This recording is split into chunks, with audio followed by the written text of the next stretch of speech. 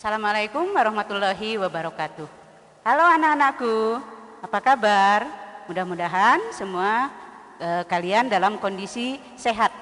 Walaupun memang sekarang lagi masa pandemi COVID-19 yang ini terjadi di seluruh dunia, tidak hanya kita. Jadi kalian harus tetap menjaga pola hidup, pola tidur yang baik supaya kalian tetap sehat, kuat, dan imunnya juga bagus.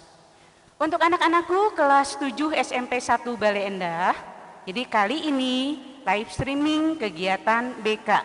Ya, materi yang akan Ibu sampaikan kaitannya tentang pengenalan BK. Apa itu BK? Jadi BK fungsinya seperti apa di sekolah. Nah, itu materinya yang akan kita bahas kali ini. Nah, sebelum memulai kita kegiatan, jadi kalian silahkan berdoa dulu. Untuk orang Islam itu sudah hafal doanya, yaitu doanya adalah Robbi jidni ilman warzukni fahman birahmatika ya arhamar rahimin. Jadi kita sebelum kegiatan tetap harus berdoa dulu. Ibu kasih kesempatan beberapa detik kalian untuk mengucapkan doa di dalam hati supaya kalian bisa mengikuti kegiatan live streaming kegiatan BK ini dengan baik. Untuk berdoa silahkan mulai.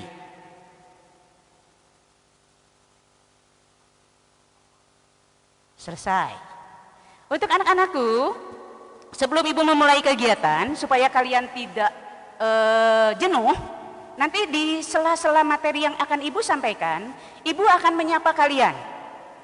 Kalian ikuti walaupun memang Ibu tidak bisa melihat kalian, ya. Jadi kalau Ibu mengatakan hai, kamu jawab halo. Kalau Ibu katakan halo, kamu jawab hai. Kalau Ibu katakan halo halo, kamu jawab hai hai. Atau misalnya halo hai, maka dibalik. Kalian jawab hai halo. Bisa? Kita mulai sekarang ya. Halo. Hai. Oke, udah dicoba ya nak ya. Nah, jadi supaya kalian lebih fresh lagi kaitannya dengan kegiatan tentang BK ini. Sekarang yang timbul pertanyaan, apa itu BK? Ya, BK adalah bimbingan dan konseling. Slide berikutnya. Jadi BK adalah bimbingan dan konseling. Bukan BK itu singkatan dari yang lain-lain, misalnya bubur kacang, bukan. Tapi BK adalah bimbingan dan konseling. Mungkin kalian tidak mengenal apa itu BK saat di SD. Ya, karena memang di SD tidak ada BK. Ya, yang ada adalah mata pelajaran. Oh ya, Ibu lupa, Ibu belum memperkenalkan diri. Ya. Mungkin untuk kelas 7A, B, C, D, dan E itu sudah tahu Ibu. Ya. Karena memang Ibu bertugas membimbing di kelas 7 dari 7A sampai 7E. Tapi untuk kelas 7F sampai 7 terakhir, duga 7 KJ, itu mungkin tidak mengenal Ibu. Nama Ibu adalah Yayah Nurhayah atau dipanggil Ibu Yayah saja. Ya, karena memang nama Ibu tidak ada duanya, tidak bermasalah dengan kepanjangannya. Jadi silahkan kalian panggil nama Ibu, Ibu Yayah. Nanti akan Ibu kenalkan ada berapa orang guru BK di SMP 1 Bale Endah. Ya, kita mulai saja ke ini, langsung ke apa itu BK. BK adalah bimbingan dan konseling. BK di sekolah itu terutama ada itu di SMP dan SMA. Kalian saat SD itu tidak mengenal nama BK, ya. Tidak ada BK di SD. Karena memang di SD tugas bimbingan dan konseling itu ditanggung-jawabi atau dipertanggungjawabkan atau dilaksanakan itu oleh wali kelas. Jadi kalau di SMP wali kelas itu bekerja sama dengan guru BK. Ya, jadi BK bimbingan dan konseling itu bukan mata pelajaran. Tidak ada ulangannya, ya. Tidak ada ulangan kaitannya dengan BK. Itu adalah satu kegiatan bimbingan dan konseling. Ya. Kemudian BK itu bukan muatan lokal. Karena memang muatan lokal itu berbeda. Ada muatan lokal itu ada beberapa mata pelajaran kaitannya termasuk muatan lokal. Ya. Kemudian BK bukan ekstrakurikuler. Ada berapa belas ekstrakurikuler di SMP 1 Bale Endah, sangat banyak. Tapi BK tidak termasuk ke ekstrakurikuler. Kemudian guru BK ya, bimbingan dan konseling kegiatannya itu BK bukan polisi sekolah yang berkaitannya dengan kasus-kasus atau masalah-masalah yang pelik, tidak. Jadi BK itu bukan mata pelajaran, bukan muatan lokal, bukan ekstrakurikuler, dan bukan polisi sekolah. Jadi mungkin timbul pertanyaan dari kalian, apa sih BK atau Ibu? Kalau bukan mata pelajaran, kok baru mengenal saat saya masuk di SMP 1 Bale Endah. Ayo kita mulai ya, kita jelaskan apa itu BK. Sekarang, oh ya, sebelum memulai kegiatan apa itu BK, BK tadi sudah disebutkan ada 4 hal, bukan mata pelajaran, bukan muatan lokal, bukan ekstrakurikuler, BK itu bukan polisi sekolah, BK adalah sahabat siswa. Kenapa dikatakan sahabat siswa? Karena memang guru BK, ya, petugas BK itu membantu siswa dan bersahabat, ada selalu dengan siswa di saat suka dan duka. Jadi kalian bisa berkomunikasi dengan guru BK di saat kalian punya tantangan, punya keluhan, atau di saat kalian ingin mengembangkan potensi yang kalian miliki. Next. Jadi apa itu BK? BK adalah proses pemberian bantuan ya kepada individu atau kepada siswa oleh seorang ahli atau guru BK. Jadi tidak semua guru bisa melaksanakan kegiatan bimbingan dan konseling ya. Oleh guru BK melalui layanan bimbingan dan konseling. Supaya apa? Supaya pertama mengenal dirinya sendiri. Sehingga dia bisa menemukan dirinya, siapa saya? Yang kedua, mengenal lingkungannya. Jadi dia tahu lingkungan dia berada di mana. Nah, kalau sudah kenal lingkungannya, dia akan memahami lingkungannya sehingga bisa menentukan masa depan dia mau seperti apa. Nah, dari pengertian ini jelas sangat berbeda kalau dibandingkan dengan guru mata pelajaran. Itu ya nak ya, bisa dipahami? Jadi guru mata pelajaran itu memberikan suatu ilmu pengetahuan yang terbatas. Misal pelajaran matematika hanya memberikan ilmu tentang matematika. Pelajaran bahasa Sunda hanya mengajarkan tentang pelajaran bahasa Sunda saja. Tetapi BK itu berkaitan dengan keseluruhan yang ada pada dirimu. Jadi bukan kaitannya dengan ilmu pengetahuan, tetapi kaitannya memberikan bantuan kepada siswa, kepada kalian, supaya kalian nanti masa depannya menjadi baik. Ya, intinya ke sana, masa depan menjadi lebih baik dengan cara mengenal diri sendiri, menemukan siapakah saya. Jadi menemukan diri kamu sendiri, mengenali lingkunganmu, sehingga kamu bisa menyesuaikan dengan lingkunganmu dan menentukan apa yang harus kalian lakukan untuk masa depan kalian. Jadi BK tidak hanya terbatas pada saat ini. Kalau guru mata pelajaran saat ini belajar tentang teori luas, maka hanya luas saja dan itu hanya beberapa minggu dan itu ada tesnya. Tetapi kaitannya dengan bimbingan dan konseling itu dilakukan saat ini dan itu berkelanjutan sampai seumur hidup kalian. Itu yang membedakan. Next. Ya, itu kaitannya dengan fungsi BK di sekolah. Jadi kalian bisa memahami tentang fungsinya. Sampai di sini bisa dipahami. Oke, supaya kamu nggak ngantuk ya. Kita lakukan tadi yang Ibu contohkan. Ibu akan menyapa kalian. Halo. Nah, hai. Oke. Halo, hai. Hai, halo. Halo, halo. Nah, udah, ngeh lagi? Oke, kita lanjut lagi. Sekarang kita lihat tentang posisi guru BK, ya. Posisi BK di sekolah. Di sini Ibu tampilkan, ini ada gambaran tentang ada siapa saja sih di sekolah. Jadi kegiatan pembelajaran itu seperti apa di sekolah? Sekarang kita lihat. Di sana ada tertulis kepala sekolah. Kemudian ada guru mata pelajaran. Kemudian ada satu hal yang sangat penting juga, guru bimbingan dan konseling atau konselor disebutnya.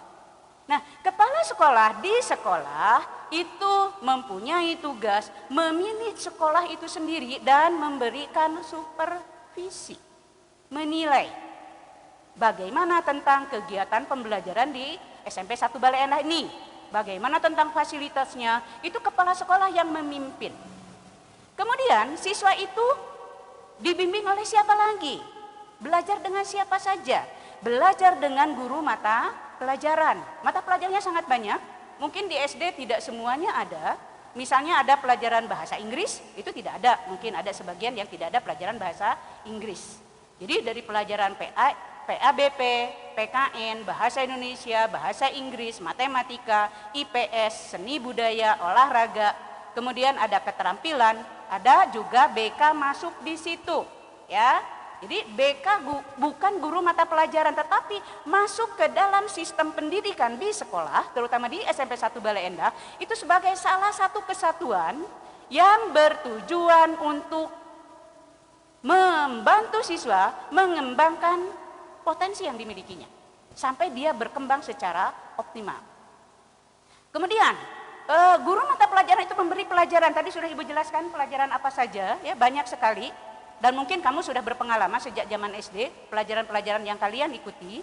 Kemudian guru BK saat SD tidak ada, di sini sekarang ada, ya. Dan tadi fungsinya atau BK itu apa? Sudah Ibu jelaskan. Jadi ini salah satu kesatuan.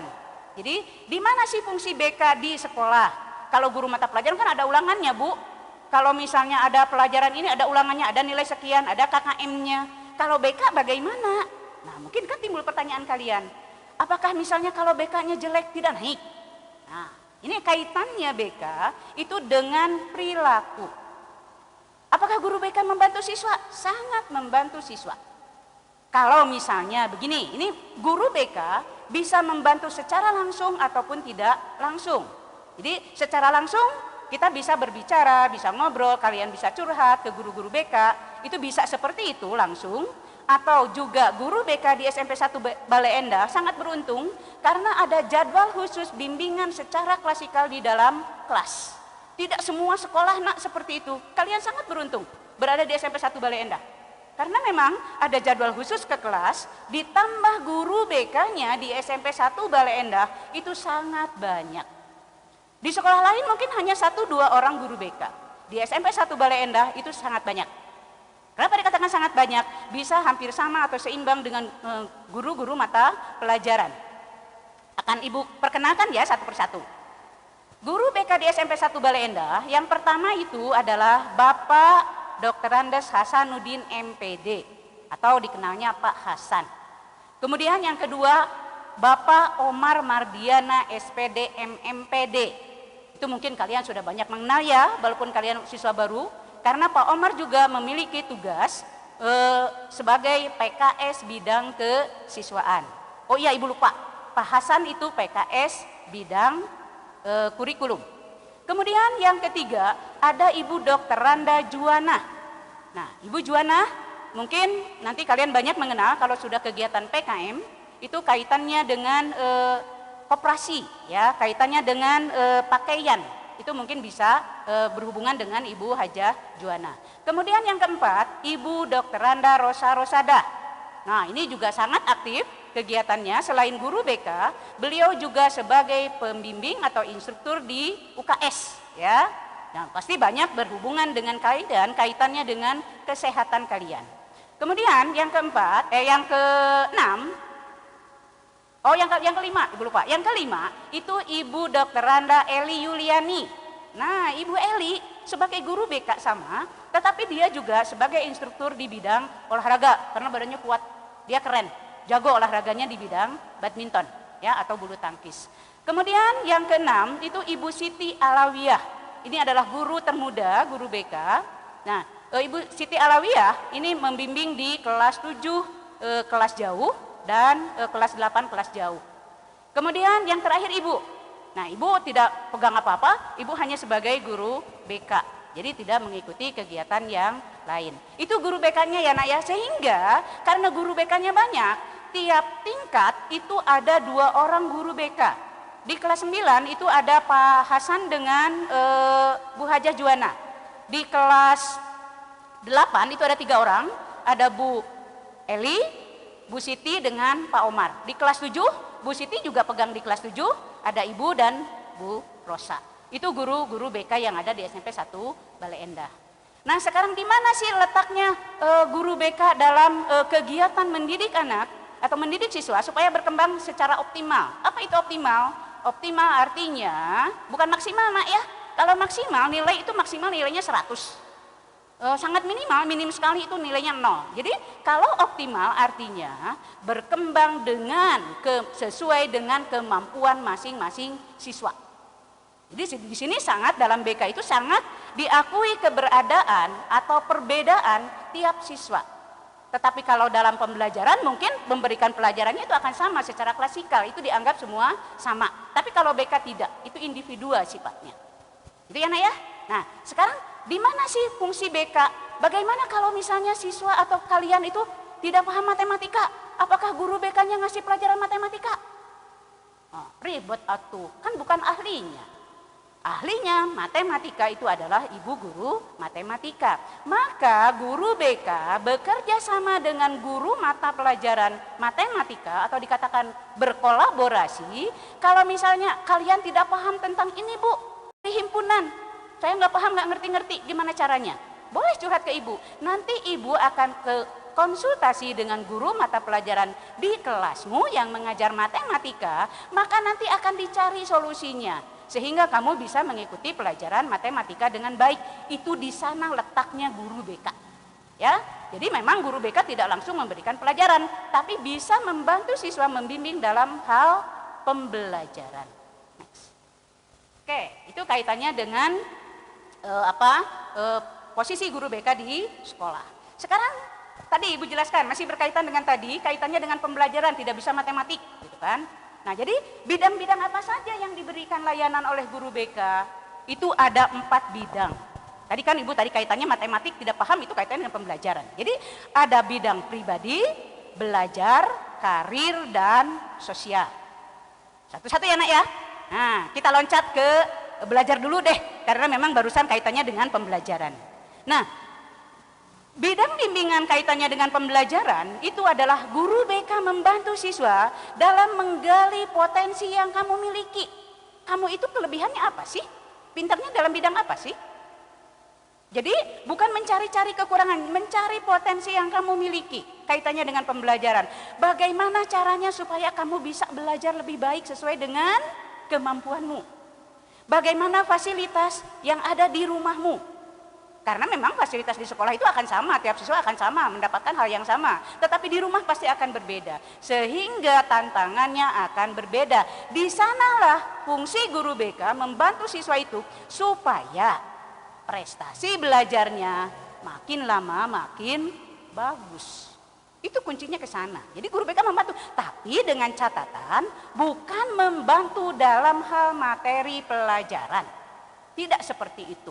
Tapi kaitannya dengan pribadi siswa itu sendiri supaya siswa bisa mengembangkan apa yang dia miliki sehingga dia bisa berkembang secara optimal. Jadi sesuai dengan kemampuan dirinya sendiri. Kemudian bidang apa lagi? Bidang pribadi. Jadi bidang pribadi ini kaitannya tentang dirimu sendiri. Bagaimana kamu tuh paham siapa saya? Tadi kan sudah Ibu jelaskan di awal. Siapakah saya? Potensi apa yang saya miliki? Saya ini memiliki kelemahan dalam hal apa? Mungkin belajarnya tidak bisa dengan cara dibaca dalam hati. Mungkin dia menghafalnya harus seseorang itu dibaca keras. Itu bermacam-macam, itu harus dikenali oleh diri kalian sendiri. Karena memang ini kaitannya dengan pembelajaran di sekolah. Ya. Terus bagaimana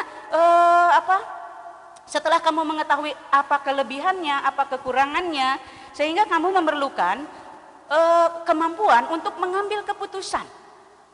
Apa sih yang harus saya lakukan dengan kondisi saya seperti ini?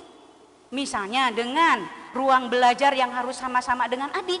Itu kan harus kamu ambil keputusan. Mau seperti apa sih belajarnya? Terus misalnya pertanggungjawabkan dengan keputusan. Kalau misalnya aku belajar bisa bareng-bareng dengan adik.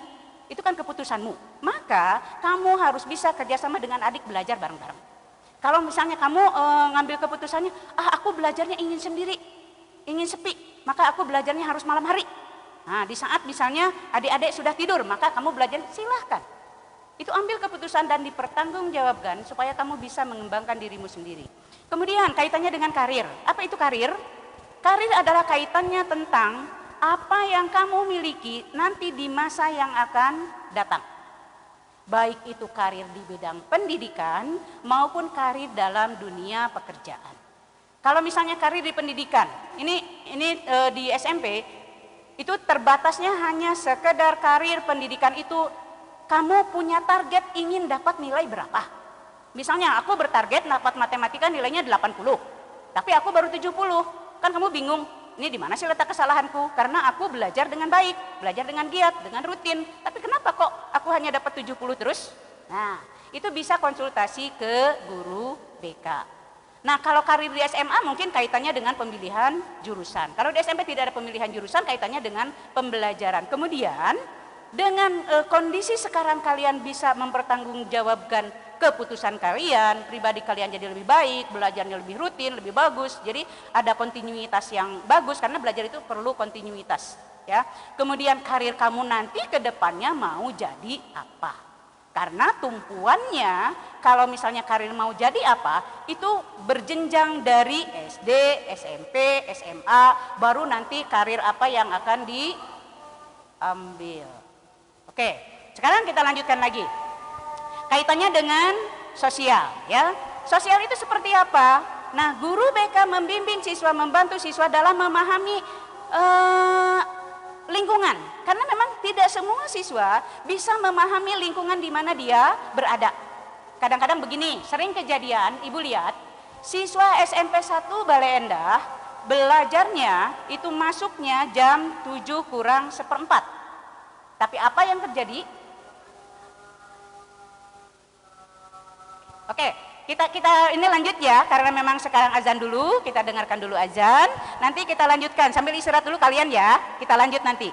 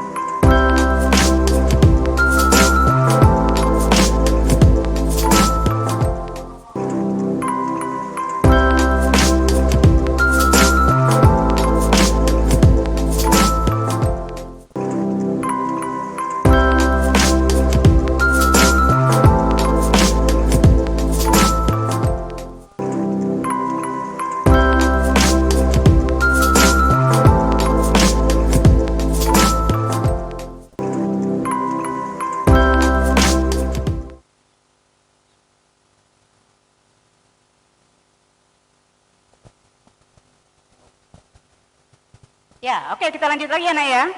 Kita lanjutkan kaitannya dengan bidang layanan tadi, karena 4 bidang ya, pribadi, belajar, karir, dan sosial. kaitannya dengan sosial, Ibu lanjut lagi kaitannya dengan contoh yang tadi Ibu berikan. Jadi sosial yang baik adalah siswa bisa mengikuti kegiatan dimanapun dia berada, kegiatan sosial apapun itu, di mana lingkungan dia berada.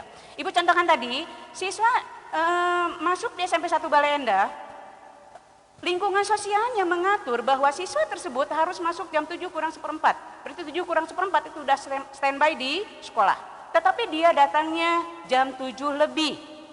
Nah, kalau secara melihat dari efek psikologis tadi, kalau melihat dari kegiatan bimbingan tadi, bisa disimpulkan bahwa siswa tersebut belum bisa, ya, belum bisa artinya belum itu pasti nanti akan bisa, ya. Belum bisa menyesuaikan diri dengan lingkungannya di mana dia berada. Karena ini sangat beruntun. Kalau siswa misalnya ke sekolah kesiangan, itu beruntun kaitannya dengan kondisi di rumah. Mungkin bisa alasannya, Bu, angkotnya nggak ada, Bu, macet. Itu kan alasan yang bisa diambil, ya. Tetapi pada dasarnya kalau memang siswa itu sudah bertanggung jawab, dia sudah bisa bidang sosialnya sudah bagus, bisa menyesuaikan dengan lingkungan sangat bagus, dia akan menyesuaikan diri, mengambil keputusan pada dirinya sendiri. Aku siswa SMP 1 Bale Endah, aku harus masuk jam 7 kurang seperempat, maka aku harus bangun jam sekian. Itu harus bisa mengatur, merencanakan, ya. Aku harus bangun jam sekian, karena memang harus ada persiapan, ada sarapan dulu, kemudian kamu harus mandi dulu, ya. Sebelum sarapan mandi dulu, kemudian juga harus sholat dulu, beraktivitas dulu pagi-pagi, sehingga bangunnya harus jam sekian. Itu bisa diatur dalam kegiatan, membuat jadwal kegiatan sehari-hari yang harus kamu buat. Dari bangun tidur sampai tidur lagi. Jadi konsekuensinya aku kesiangan itu bisa meruntun ke belakang. Maka akan ditanya kalau oleh guru yang lain mungkin ditanya kenapa kesiangan? Bu, macet, titik. Tapi bagi guru BK itu sangat menggelitik, harus dicari. Jam berapa kamu bangun? Pasti akan ditanya. Terus nanti akan berkaitan lagi, jam berapa kamu tidur? Itu akan ditanya seperti itu. Nah, sehingga konsekuensi yang harus kamu lakukan kalau sudah sosialnya bagus, aku sebagai siswa SMP 1 Bale Endah, jadi kamu bisa berinteraksi di sekolah dengan baik, mengikuti aturan yang ada, maka artinya kamu itu sudah berkembang secara optimal. Tapi kalau belum, pasti masih memerlukan seorang guru BK. Oke, kita lanjut. Sekarang tujuan layanan BK. Jadi tujuan layanan BK itu tadi kan udah Ibu sebutkan, ya, merencanakan kegiatan menyelesaikan studi. Karena memang di SMP itu tidak ada pemilihan jurusan. Jadi kamu menyelesaikan itu direncanakan. Aku ingin dapat nilai di atas KKM-nya berapa. Itu rencana namanya. Atau misalnya aku merencanakan nanti kegiatan ekskulku mau ngambil apa. Nah, di sini guru BK akan sangat membantu siswa. Sehingga kamu kadang-kadang siswa itu tidak tahu apa sih potensi yang dimiliki. Tapi dengan adanya ngobrol dengan guru BK, kamu datang ke ruang BK, bercerita, nah, mendiskusikan apa rencanamu ke depan. Seperti Ibu contohkan, ya, kalian ada tugas untuk membuat jadwal kegiatan sehari-hari. Itu artinya adalah perencanaan kegiatanmu di rumah, bahkan itu berkaitan dengan penyelesaian studimu. Kalau di rencana yang kamu buat di jadwal kegiatan sehari-hari ada jadwal belajarnya, Ibu yakin kalau itu rutin dilakukan, maka prestasi belajarmu akan bagus. Jadi anak ya, masih bisa mengikuti? Nah, Ibu sapa aja ya. Halo. Hai. Halo, hai. Oke, ya kita lanjut lagi. Kemudian tujuan layanan BK yang kedua, mengembangkan potensi dan kekuatan dengan optimal. Jadi kalau tadi merencananya, sekarang adalah prakteknya mau seperti apa. Jadi kamu punya potensi, aku potensinya ini, apakah bisa dikembangkan atau tidak? Misalnya aku punya potensi di matematik jago, atau misalnya di bahasa Inggris jago, aku bisa, aku paham, aku seneng, gitu kan? Maka itu harus dikembangkan. Jadi mengembangkan potensi artinya mengembangkan kelebihan kamu yang kamu miliki itu supaya itu baik untuk kehidupanmu sampai masa yang akan datang. Dan memang kesulitannya di mana? Kesulitannya siswa biasanya sulit untuk menemukan potensi apa sih sebenarnya yang kamu miliki. Ya, kekuatan apa sih yang kamu miliki? Kalau kelemahan kayaknya semua orang pasti bisa nyebut ya. Aku pendek, kayak ibu ya.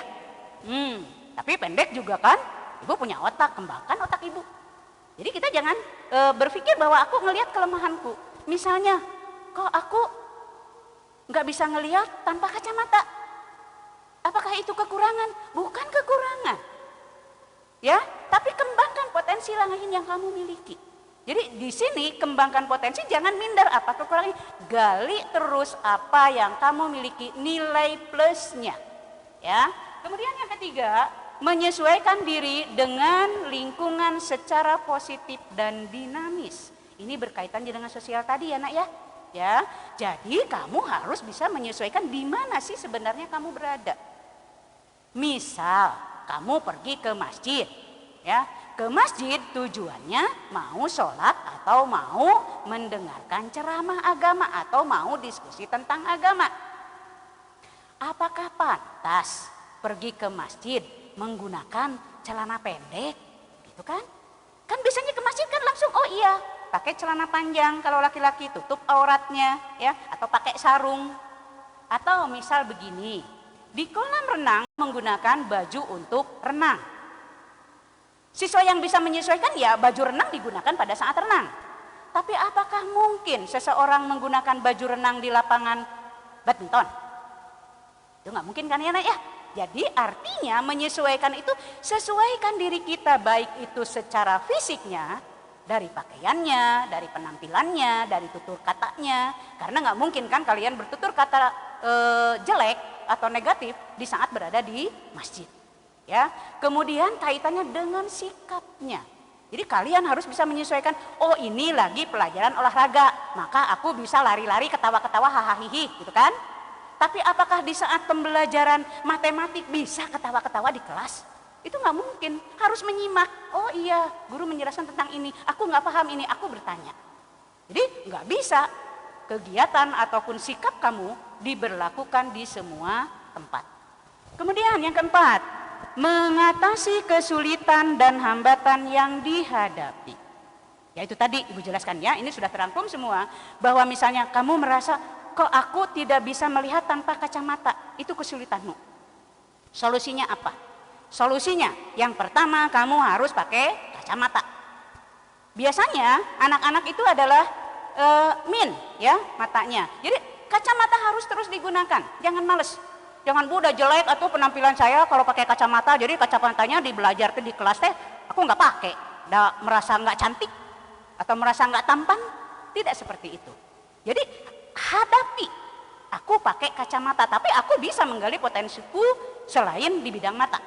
Ya, jadi pakai kacamata bisa solusinya memakan makanan yang banyak mengandung vitamin A, kemudian kamu jangan sering-sering membaca di tempat yang kurang pencahayaan. Karena itu sangat berpengaruh, nanti minnya akan nambah banyak. Next. Oke, mengapa harus datang ke guru BK? Tadi sudah ibu jelaskan, kalau kalian punya kesulitan, punya permasalahan, itu silahkan datang ke guru BK. Karena guru BK itu bisa dijadikan sahabatmu. Guru BK itu seorang guru yang bisa paham apa sih kelemahanmu, apa sih kekuranganmu, bisa memahami. Karena memang guru BK sangat menjunjung tinggi tingkat individualitas anak dan perkembangan anak. Itu yang dipegang oleh guru BK, sehingga kalian jangan sungkan-sungkan datang ke ruang BK. Cari guru BK-mu ya. Kalau misalnya guru kelas 7 cari ibu. Kalau ibu nggak ada silahkan cari dulu Bu Rosa atau Bu Siti. Kalau tidak ada baru silahkan kalian curhat atau ngobrol atau konseling, bimbingan itu dengan guru BK sesuai dengan yang guru BK-mu di kelas. ya. Kalau tidak ada baru mencari guru BK yang lain, karena memang guru BK itu bertanggung jawab pada siswanya sesuai dengan surat yang ditugaskan oleh kepala sekolah, di kelas mana membimbingnya. Tetapi guru BK bukan hanya terpatok pada kelas itu, tidak. Guru BK bertanggung jawab pada seluruh siswa SMP 1 Bale Endah, baik itu yang dibimbing oleh beliau maupun tidak. Ya, tetapi harus kalian dahulukan kalau datang ke guru BK, dahulukan dulu itu ke guru BK yang ada di kelasmu. Nah, sampai di sini bisa dipahami? Oke, jadi ibu tidak akan memberikan tugas kaitannya dengan pembelajaran sekarang, tidak. Karena ini adalah sebagai informasi yang ibu sampaikan supaya kalian bisa paham.